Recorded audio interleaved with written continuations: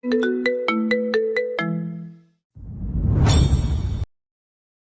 হলো ফুল? জান, আমার দিকে তাকাও। আমি ফোন দিছি, রিসিভ করছো না কেন? সারাদিন আমাকে এড়িয়ে চলছো কেন? সৃজনের কণ্ঠে অস্থিরতা, চোখে অজস্র প্রশ্ন।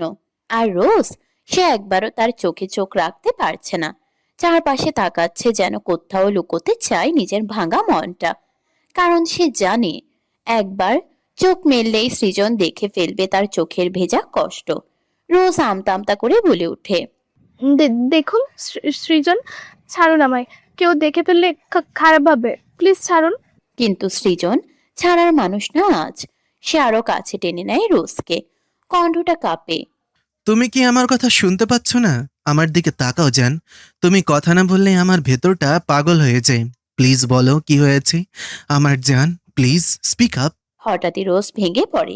সে আর নিজেকে সামলাতে পারে না, সৃজনকে জড়িয়ে ধরে হু হু করে কেঁদে ওঠে। এই কান্না, এই ভেঙে পড়া কোনো প্রেমিক পুরুষের পক্ষে সহ্য করা সম্ভব না। সৃজন শক্ত করে তাকে বুকের ভেতর জড়িয়ে নেয়, যেন এই বুকটাই তার আশ্রয়, তার নিরাপদ জায়গা। কান্নার মাঝেই রোজ কাপা গলায় বলে, আমি তো এই দুনিয়ায় একা, আমায় আরো একা করে দিয়ে চলে যাবেন না তো সৃজন? এই কথাটা শুনে সৃজনের বুকটা হঠাৎ মোচড় দিয়ে ওঠে। একটা ব্যথা ছড়িয়ে পড়ে ভেতরে। মেয়েটা এখনো কি তাকে নিজের করে ভাবতে পারেনি? তাহলে সে একা কেন? এইসব ভাবে রোজ। সৃজন আরো শক্ত করে জড়িয়ে ধরে রোজকে। গলা ভারী হয়ে আসে, ভাঙা গলায় বলে, যেদিন আমি সৃজন এই দুনিয়ায় থাকবো না, সেদিন নিজেকে একা ভাববি। তার আগে না, কখনো না। যতদিন আমি আছি তুমি একা না, কখনোই না। সৃজনের কথায় রোজের বুক ধক করে ওঠে। এই মানুষটাই তো তার বেঁচে থাকার একমাত্র কারণ, তার সবকিছু। সে সৃজনকে ছেড়ে তার চোখের দিকে তাকায়। চোখ ভরা ভয়, ভালোবাসা আর একরাশ অসহায়তা। ভাঙা কণ্ঠে বলে, তুমি যেদিন এই দুনিয়ায় থাকবে না, সেদিন আমার রোজ নামটারও আর কোনো মানে থাকবে না। তোমার রুহ যখন বের হবে, আমি চাই আল্লাহ তখনই আমার রুহটাও নিয়ে নিই। কারণ আমি এই নশ্বর দুনিয়ায় তোমাকে ছাড়া থাকতে পারবো না সৃজন, এক মুহূর্তও না। দুজনেই চুপ হয়ে যায়। কিন্তু সেই নীরবতার ভেতরেও তাদের ভালোবাসা আরো জোরে কথা বলে। একটা এমন টান, যা ছাড়া নয়। একটা এমন সম্পর্ক, যেখানে একজন ছাড়া আরেকজনের অস্তিত্বই অসম্পূর্ণ। রোজের কথাটা যেন সৃজনের ভেতরে জমে থাকা সব অনুভূতির দরজা এক মুহূর্তে খুলে দিল। একটুও দেরি না করে সে রোজকে নিজের বুকে টেনে নিল। মজবুত কিন্তু অদ্ভুত কোমল সে আলিঙ্গন, যেন এতদিনের সব দূরত্ব, অভিমান, না বলা কথা, সবকিছু একসাথে মুছে দিতে চাইছে। রোজ প্রথমে একটু অবাক হয়ে গেলেও ধীরে ধীরে নিজেকে ছেড়ে দিল।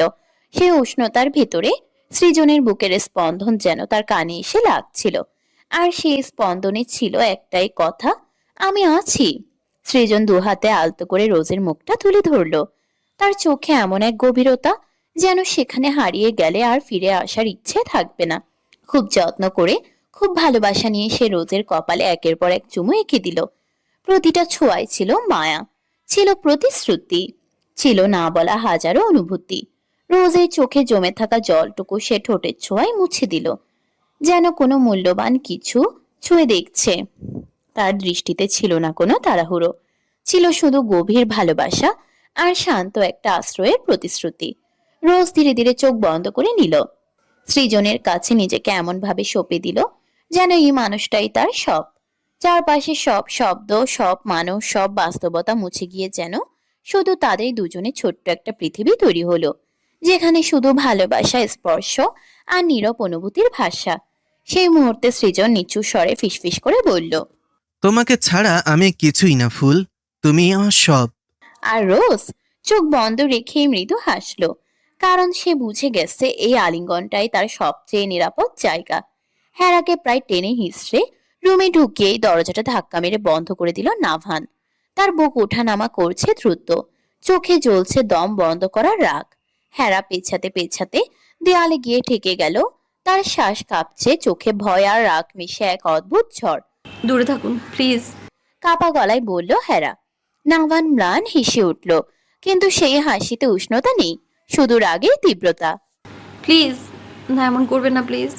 নাভান ধীরে ধীরে এগিয়ে এলো। এই শব্দটা তোমার মুখে মানায় না।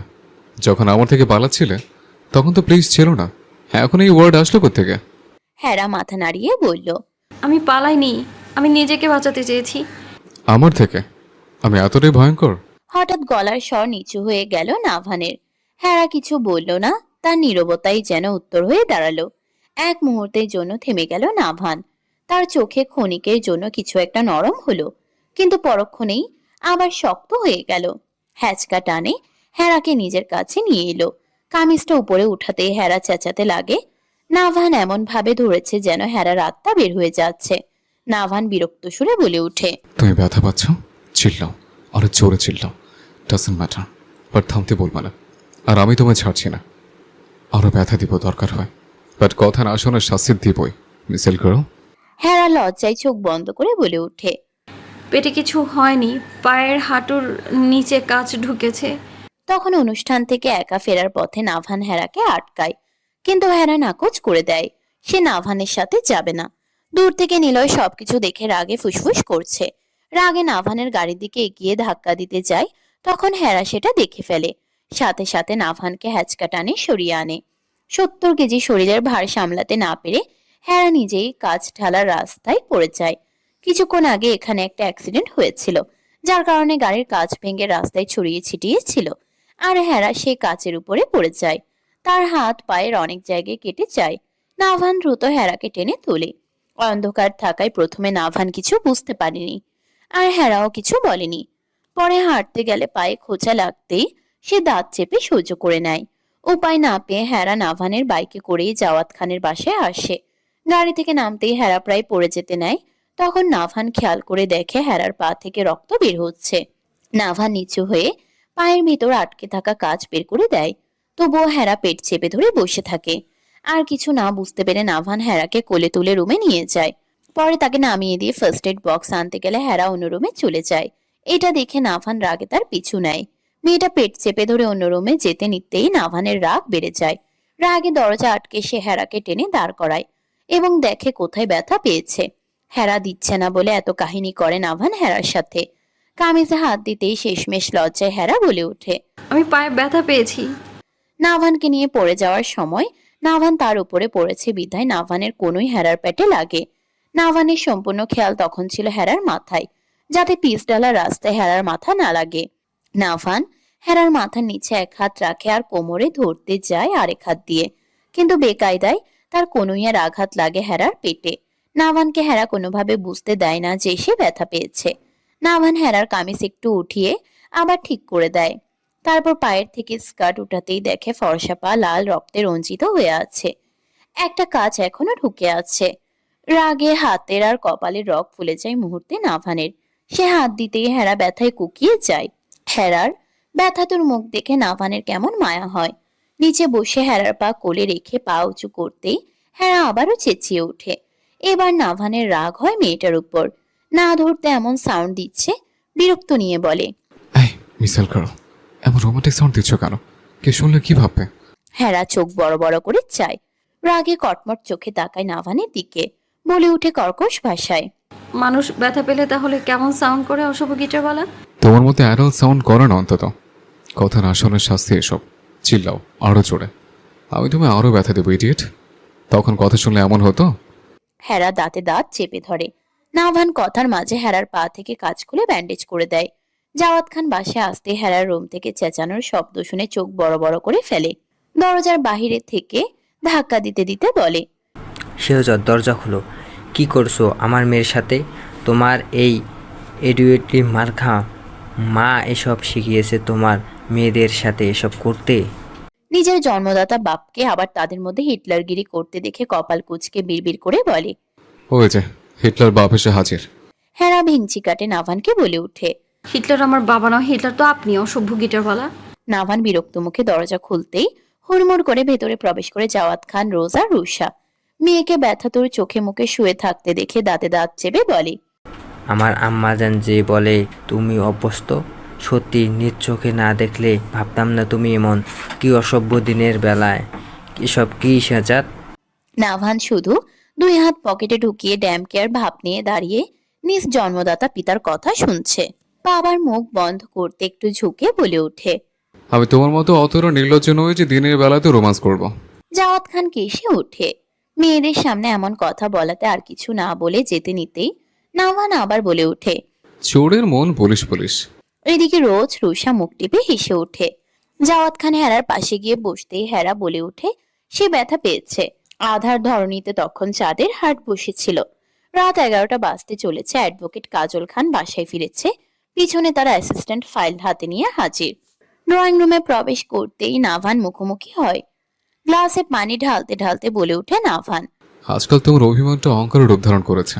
তোমার এমনটা মনে হচ্ছে না মা? কাজল খান জানে কেন ছেলে এমন কথা বলছে। তারা নেপাল থেকে আসার পর অবধি জাওয়াত খান কতভাবে কথা বলতে চেয়েছে, কিন্তু তিনি এড়িয়ে চলেছেন সব সময়। কাজল খান নির্লিপ্তভাবে বলে ওঠে। শেষ বয়সে কি আমাকে দেখাশোনা করতে তোমার সমস্যা হবে? তাই কারো ঘাড়ে চাপিয়ে দিচ্ছ নতুন করে? এটা ভুলে যেও না, আমি কাজল রেখা নই, অ্যাডভোকেট এমএলএ কাজল খান। আমি একাই চলতে পারি, কাউকে লাগবে না আমার। বলেই গটগট পায়ে প্রস্থান করে অ্যাডভোকেট কাজল খান। নাভান রাগে কাচের গ্লাসটা ফ্লোরে আছাড় মারে সজোরে। আচ্ছা, এত বছরের অভিমানকে এত সহজে ভেঙে ফেলা যায়? নাভান বুঝে, কিন্তু তাও বাবা মায়ের দূরত্ব ঘোচাতে পাগল হয়ে আছে। কবে তাদের একসাথে দেখবে সে আশায় দিন গুনছে নাভান। যথেষ্ট বড় হয়েছে নাভান, আর সবারই নিজ বোঝাপড়া আছে। চাইলেও এখন কিছু চাপিয়ে দেয়া যায় না। দাঁড়াও বলছি, কাজল রেখা। কোর্টের সামনে দাঁড়িয়ে থাকা মুহূর্তটা যেন হঠাৎ থমকে যায়। চারপাশে মানুষের ভিড়, কাগজপত্রের শব্দ, আইনজীবীদের ব্যস্ত চলাফেরা, সব কেমন যেন দূরে সরে যায়। সে বহুদিন আগের পরিচিত কণ্ঠটা আবার ভেসে আসে। কাজল রেখা। ডাকটা যেন বুকের ভেতর এসে টুক করে লাগে, কাঁপিয়ে দেয়। কত বছর পরে এই নামটা এভাবে কেউ উচ্চারণ করলো। এক সময় এই ডাকে তার দিন শুরু হতো, রাত শেষ হতো। আজ এতদিন পর সেই একই ডাকে বুকের ভেতরটা চিনচিন করে ওঠে। অ্যাডভোকেট কাজল খানের মনে হয়, আবার ডাকুক না, আর একবার বলুক কাজল রেখা। এতদিনের তৃষ্ণার্ত কান আর মনটা একটু জুড়িয়ে যাক, তাতে কি এমন ক্ষতি হবে? অ্যাসিস্ট্যান্ট মেয়েটা একটু সরে দাঁড়ায়। জাওয়াত খান সামনে এগিয়ে আসে। তার চোখে স্পষ্ট অস্থিরতা। এই দেখা, এই মুহূর্ত সে অনেকবার চেয়েছিল, কিন্তু প্রতিবারই কাজল তাকে ইগনোর করেছে। আজ আর সে থামতে পারছে না, আবার ডাকে। প্লিজ কাজল রেখা, আমি সবটা শুনতে চাই। প্লিজ তুমি আমার সবটা বলো। এই কথাটা শোনার সাথে সাথে অ্যাডভোকেট কাজল খান যেন এক ঝটকায় ঘুরে দাঁড়ায়। চোখ দুটো তীক্ষ্ণ হয়ে ওঠে। হাতে থাকা ফাইলগুলো ইশারা করে অ্যাসিস্ট্যান্টের হাতে তুলে দেয়। তারপর বুকের কাছে দুই হাত ভাঁজ করে শক্ত হয়ে দাঁড়ায়। আজ সে শুধু কাজল রেখা না, সে একজন প্রতিষ্ঠিত আইনজীবী। তার পরনে কালো কোট, চোখে পাওয়ার চশমা, আত্মবিশ্বাসে ভরা দৃষ্টি, সবকিছু মিলিয়ে সে এখন সম্মান আর দৃঢ়তার প্রতীক। কাজল খান অপলক তাকিয়ে থাকে, যেন বিশ্বাসই করতে পারছে না এই মেয়েটাই তার সেই পিচ্চি বউ। সময় তাকে বদলে দিয়েছে, কিন্তু এভাবে? মানুষ বয়সে বুড়ো হয়, কিন্তু তার কাজল তো দিন দিন আরো সুন্দর, আরো শক্ত, আরো দৃঢ় হয়ে গেছে।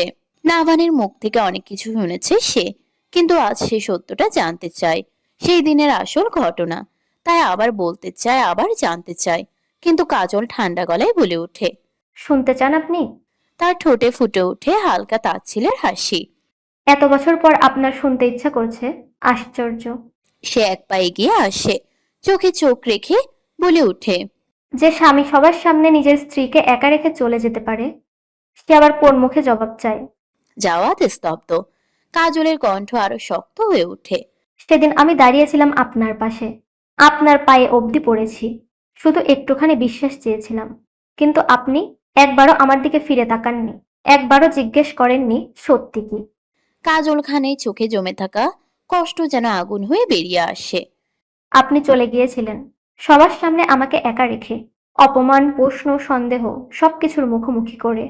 মেয়েদের সম্মান এত সস্তা না মিস্টার জাওয়াত খান, যে যখন খুশি সন্দেহ করবে আবার যখন খুশি এসে উত্তর চাইবে। এটা হয় না। জাওয়াদের বুকটা কেঁপে ওঠে। কাজল এবার স্পষ্ট দৃঢ় কণ্ঠে বলে। আপনি বিশ্বাস করেননি, এটাই আপনার সবচেয়ে বড় অপরাধ। আর সেই এক মুহূর্তের অবিশ্বাস আমার পুরো জীবনটা বদলে দিয়েছে। তার চোখে এবার জল নেই, আছে শুধু কঠিন বাস্তবতা। আমার জীবনটা নষ্ট হয়নি, আমি নিজে গড়ে নিয়েছি, কিন্তু আপনি আপনি নিজের হাতেই সব ভেঙে ফেলেছেন। শেষবারের মতো তাকিয়ে বলে। এখন আর কিছুই শোনার অধিকার আপনার নেই। এই বলে কাজল খান ঘুরে দাঁড়ায়। আর জাওয়াত খান সেখানেই দাঁড়িয়ে থাকে, নিঃশব্দে নিঃস্ব হয়ে, নিজের করা ভুলের ভার বুকে নিয়ে। নিজের করা ভুলের জন্য নিজে অনুতপ্ত হচ্ছে বারবার। কিছু সময় মানুষকে শাস্তি দিতে হয় না, অবহেলাই সবচেয়ে বড় শাস্তি হয়ে দাঁড়ায়, যা এখন করছে কাজল খান। ভার্সিটি ক্যাম্পাসটা আজ যেন অন্যরকম লাগছে। চারপাশে হালকা বাতাস, আর সেই বাতাসে দুলছে পার্পেল রঙের অচেনা ফুলগুলো, যেন পুরো জায়গাটা কোনো নীরব কবিতায় ভরে গেছে। সেই ফুলগুলোর দিকে মুগ্ধ হয়ে তাকিয়ে হেঁটে যাচ্ছে হেরা, তার চোখে এক অদ্ভুত শান্তি। 3 দিন পর আবার এই চেনা জায়গায় ফেরা। হাঁটতে হাঁটতে হঠাৎ করেই হোঁচট খায় সে। সামনেই দাঁড়িয়েছিল নিলয়, হাতে কয়েকটা খাতা। হেরাকে পড়তে দেখে তড়িঘড়ি করে তাকে সামলাতে গিয়ে নিজের সব খাতা মাটিতে ফেলে দেয় সে। মুহূর্তটা যেন থমকে যায়। নিলয়ের চোখ হেরার মুখে আটকে যায়। এত কাছ থেকে তাকে দেখার সুযোগ এখন আর হয় না। নাভানের জন্য সে দূরেই থাকে সব সময়। কিন্তু আজ আজ হেরা ঠিক তার সামনে। হেরা একটু অপ্রস্তুত হয়ে পড়ে। নিলয়ের সেই গভীর মুগ্ধ দৃষ্টি তাকে কেমন যেন অস্থির করে তোলে। তবুও নিজের অস্বস্তিটাকে আড়ালে করে হালকা একটু হাসি দেয় সে। নিচু হয়ে একে একে খাতাগুলো তুলে নেয়, ধুলো ছেড়ে আলতো করে নিলয়ের হাতে ধরিয়ে দেয়। কিছুক্ষণ চুপ থাকে দুজনেই। তারপর হেরা ধীরে শান্ত গলায় বলে, ভালোবাসা কি সেটা হয়তো আমি পুরোপুরি বুঝি না, কিন্তু একটা জিনিস খুব ভালো করেই বুঝি। নিলয় কাউকে পাওয়ার জন্য যদি কারো জীবন নিয়ে নিতে হয়, তাহলে সেটা কখনোই ভালোবাসা হতে পারে না। ভালোবাসা মানে জোর না, ভালোবাসা মানে কষ্ট দেয়া না, ভালোবাসা মানে হলো কারো ভালো থাকার জন্য নিজের ইচ্ছেগুলোকে থামিয়ে দিতে পারা। যারা সত্যিকারের ভালোবাসতে জানে তাদের মনটা খুব নরম হয়, তারা কখনো কাউকে আঘাত দিতে পারে না। আর সেই আঘাত যদি কারো জীবন কেড়ে নেওয়ার মতো হয়, তাহলে সেই ভালোবাসা না, ওটা শুধু অন্ধ স্বার্থপরতা। ভালোবাসা কখনো মৃত্যু ডেকে আনে না নিলয়। ভালোবাসা মানুষকে বাঁচতে শেখায়, শান্তি দেয়, নিরাপত্তা দেয়। কথাগুলো বলার সময় হেরার চোখে এক ধরনের দৃঢ়তা ছিল, আর ভিতরে লুকানো কষ্টের ছায়া। নিলয়কে ভালো না বাসলেও বন্ধু ভাবে হেরা, আর সে বন্ধুর এমন রূপ সে দেখে রীতিমতো শকড। নাভানকে সেদিন রাতে যে নিলয় বাইক দিয়ে ধাক্কা মারতে চেয়েছিল ইচ্ছে করে, সেটা হেরা ভালো করে দেখেছে। ভাবনার মাঝে নিলয় হেরাকে মায়া ভরা চোখে বলে ওঠে, আমি তোমায় ভালোবাসি রাবণ। তুমি তো নিজেই বলেছো তুমি নাবানকে ভালোবাসো না, এই বিয়েটা মানো না। তাহলে এখন কেন তুমি তার থেকে ডিভোর্স নিচ্ছ না?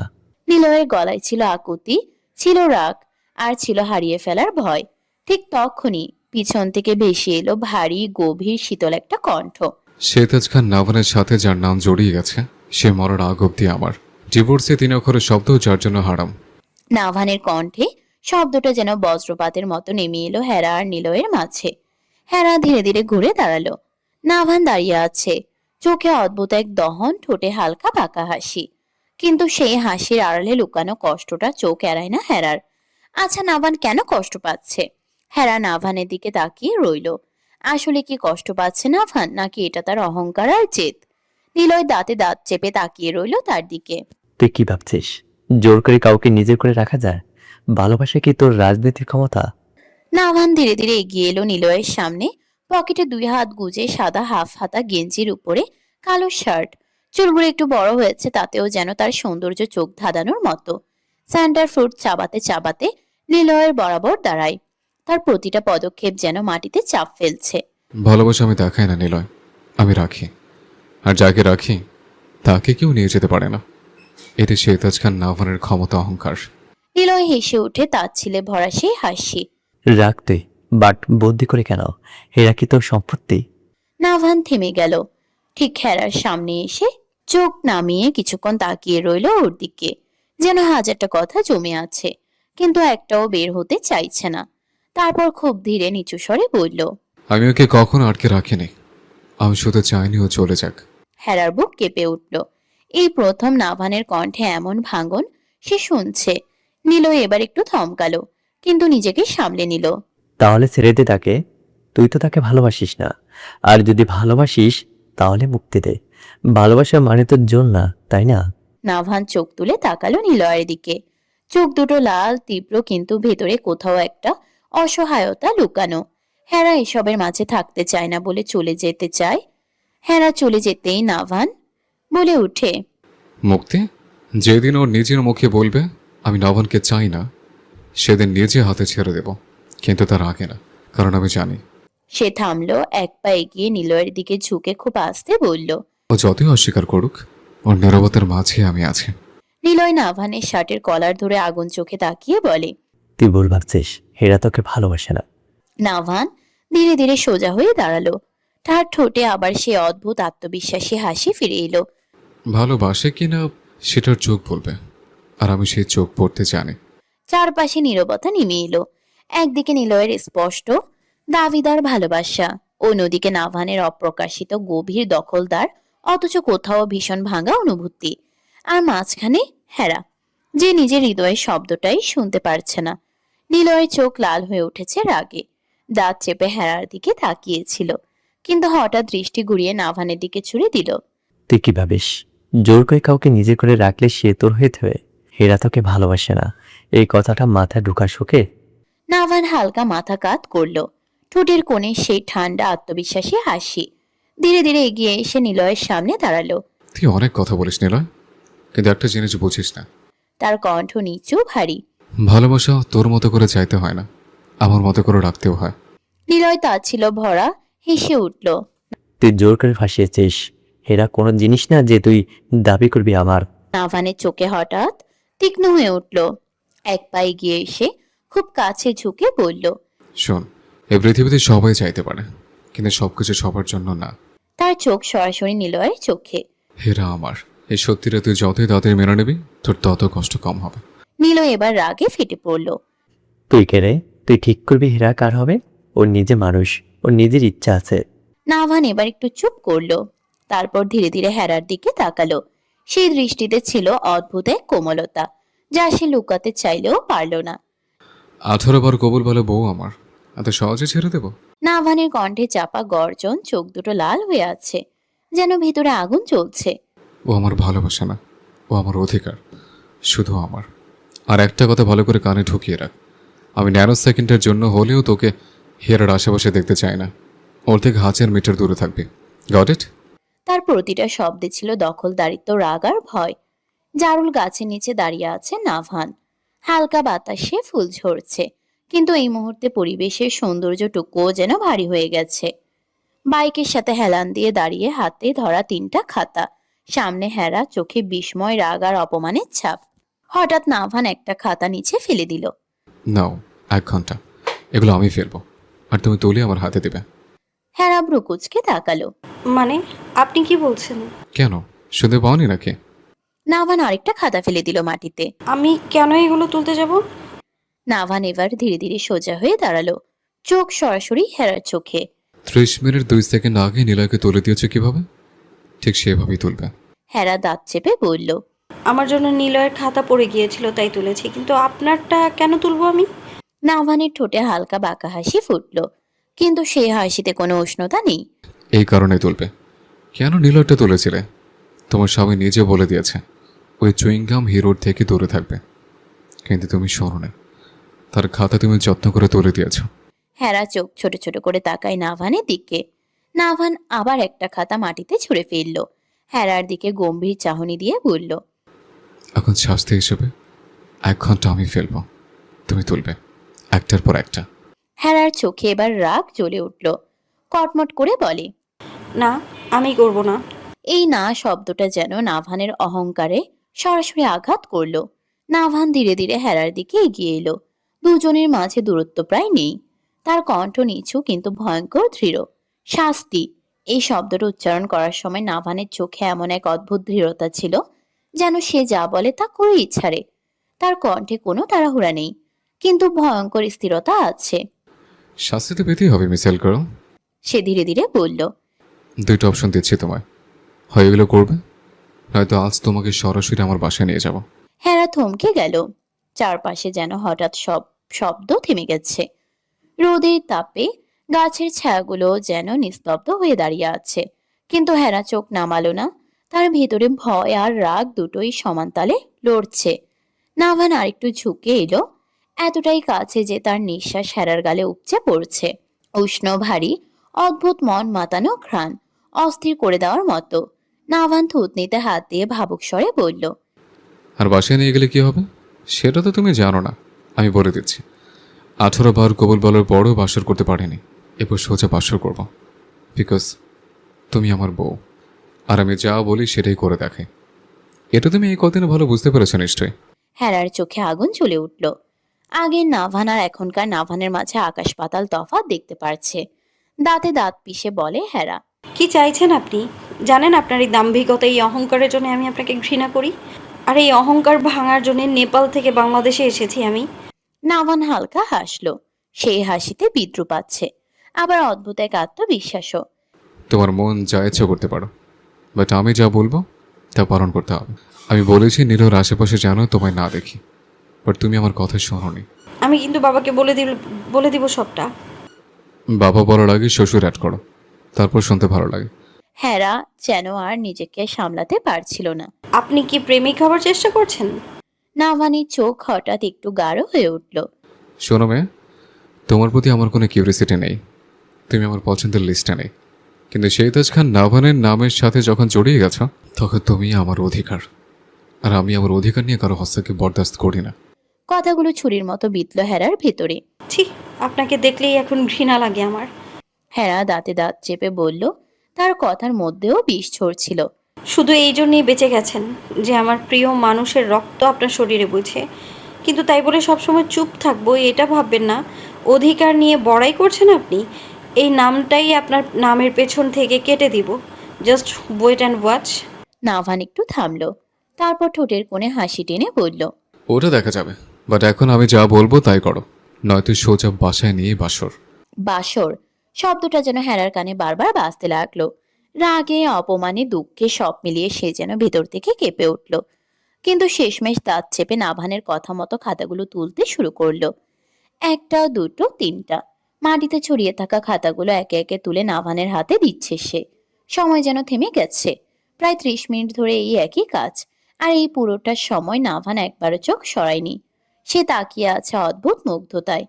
রোদের তাপে হেরার ফর্সা মুখ লাল আভা ধরেছে, কপাল বেয়ে ঘাম গড়িয়ে পড়ছে, থুতনি পেরিয়ে গলার দিকে নেমে যাচ্ছে। সেই ঘামের ফোঁটাগুলো গলার ছোট ছোট তিলের উপর এসে থামছে, যেন কোনো শিল্পীর আঁকা দৃশ্য। নাভান যেন কিছুক্ষণের জন্য সব ভুলে গেল। তার দৃষ্টি আরো গভীর হয়ে উঠল। হেরা যখন সব খাতা তুলতে ব্যস্ত, তখন নাভান সামনে এসে দাঁড়ালো। এত কাছাকাছি দাঁড়ানো নাভানকে দেখে হেরা একটু ভরকে গেল। আপনি এত কিছু বলার আগেই নাভান পকেট থেকে রুমাল বের করলো। একটু অনুমতি না নিয়ে সে হাত বাড়িয়ে দিল হেরার গলার কাছে, নরম ভাবে, খুব যত্ন করে। তিলের উপর জমে থাকা ঘামের ফোঁটা মুছে দিল সে। মুহূর্তটা যেন থমকে গেল। হেরা থমকে দাঁড়িয়ে রইল। তার নিঃশ্বাস কেঁপে উঠল। নাভানের আঙ্গুলের স্পর্শ তার কণ্ঠদেশ ছুঁয়ে গেল, আর তার পুরো শরীর যেন অদ্ভুত এক ঠান্ডা স্রোতে ভরে উঠল। 1 সেকেন্ড, 2 সেকেন্ড, তারপর হঠাৎই সে চোখ বন্ধ করে জোরে ধাক্কা দিল নাভানকে। আপনি আসলে অসভ্য, কাপা গলায় বলে উঠল হেরা। 1 নম্বরে লুচু, মেয়েদের শরীর ছোঁয়ার সুযোগ খোঁজেন আপনি সবসময়। ছি। নাভান ভ্রু তুলল, যেন মজা পাচ্ছে। লচুর কি করেছে? হ্যাঁ, আমার গলায় হাত দিয়েছেন কেন? নাভান এবার একটু ঝুঁকে এলো, কণ্ঠ নিচু করে বলল, তোমার এই গলার তেলের উপর কিছু যাতে না পড়ে মিসেল গার্ল, ভালো হবে না কিন্তু। হেরা হতভম্ব। মানে? নাভানের চোখে দুষ্টুমি ঝিলিক। মানে লুচুর কিছু করি নাই, বাট তুমি আমাকে লুচু বলেছ, তো এখন লুচুর কাজ করবো। ওয়েট। কি? আর কিছু বলার আগেই জি বলে চিৎকার করে উঠল হেরা। তারপরে আর এক মুহূর্ত দাঁড়ায়নি, দৌড়ে পালিয়ে গেল। পিছনে দাঁড়িয়ে নাভান কয়েক সেকেন্ড চুপ করে রইল, তারপর নিজের অজান্তেই ঠোঁটের কোণে হাসি ফুটে উঠল, নরম কিন্তু গভীর। মিসাইল গার্ল সত্যিই তাকে নাড়িয়ে দিচ্ছে। জারুল গাছটার আড়ালে দাঁড়িয়ে ছিল আরো 3 জন, অধীর, সৃজনার, ঝিনুক। 3 জনের অবস্থা এমন যেন কেউ তাদের সামনে লাইভ কোনো সিনেমা চালিয়ে দিয়েছে, আর তারা পপকর্ন ছাড়া বসে আছে। অধীর চোখ বড় বড় করে তাকিয়ে আছে, এতটাই বড় যে মনে হচ্ছে চোখ দুটো এখনই জারুল গাছের কোটরে ঢুকে যাবে। সৃজন মুখ চেপে ধরে আছে, হাসি আটকানোর চেষ্টা করছে, কিন্তু ঠোঁটের কোণ বারবার কেঁপে উঠছে। আর ঝিনুক, সে তো একেবারে স্তব্ধ, মুখ হা করে তাকিয়ে আছে, যেন সামনে কোনো বিরল প্রজাপতির পানি দেখছে। নাভান যখন হেরার গলার ঘাম মুছল, 3 জন একসাথে নিঃশ্বাস আটকে ফেলল। তারপর নাভান যখন হাসলো, একদম নরম, একটু রোমান্টিক সেই হাসি, তখন 3 জনের অবস্থা দেখে মনে হলো তারা এক্ষুনি অজ্ঞান হয়ে পড়বে। অধীর প্রথমে সামলে উঠল, ধীরে ধীরে সৃজনের কানে মুখ নিয়ে ফিসফিস করে বলল, আমি কি বেঁচে আছি নাকি মরে গিয়ে জান্নাতে চলে গেছি? কারণ আমার সামনে যে দৃশ্যটা হচ্ছে এটা তো দুনিয়াতে হওয়ার কথা না।